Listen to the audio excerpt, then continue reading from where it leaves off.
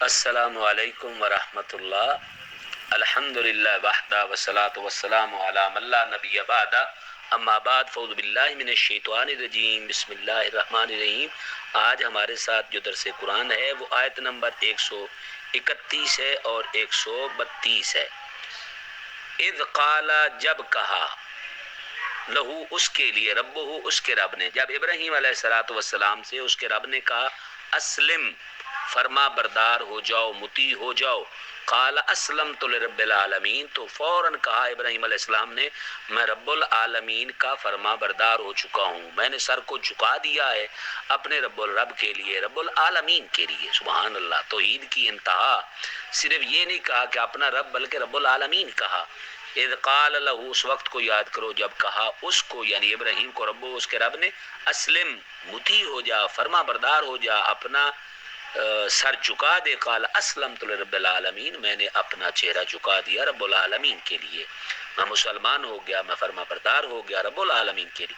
ووصى بها ابراہیم بنیہ ویعقوب، صرف خود ہی نہیں، ابراہیم علیہ السلام نے اپنی اولاد کو بھی یہ حکم دیا کہ اے میری اولاد اپنے رب کا فرما بردار رہنا۔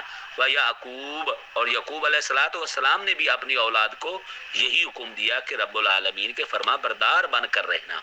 یا بنیا، اے میرے بیٹو، ان اللہ، بے شک اللہ تعالیٰ نے، اصطفیٰ، چن لیا ہے، لکم، تمہارے لیے، دین کو، اللہ نے تمہارے لیے دین کو چن لیا ہے۔ فلا تموتن، پس ضرور تمہیں موت نہ آئے، الا وانتم مسلمون، مگر اس حال میں کہ تم اللہ کے فرما بردار ہو۔ اتنی عبادت کرتے رہنا کہ جب بھی موت آئے تو ایمان کی حالت میں، اسلام کی حالت میں موت آئے، اللہ کی فرما برداری میں موت آئے۔ سبحان اللہ۔ نیک ماں باپ تو اپنے بچوں کو نیک وصیتیں ہی کرتے ہیں۔ ابراہیم علیہ السلام نے یہی وصیت کی اپنی اولاد کو، ابراہیم کے پوتے حضرت یعقوب علیہ السلام نے وصیت کی اپنی اولاد کو کہ اللہ نے تمہارے لیے دین کو چن لیا ہے، تمہیں جب بھی موت آئے تو اللہ کی فرما برداری میں آئے، اللہ کی نافرمانی میں نہ آئے۔ الہ العالمین ہمیں بھی اپنی فرما برداری میں ہی موت نصیب کرنا، اور ہمارے بھی اہل و عیال کو، بلکہ تمام مسلمانوں کو۔ انک علی کل شیء قدیر۔ والسلام علیکم ورحمۃ اللہ۔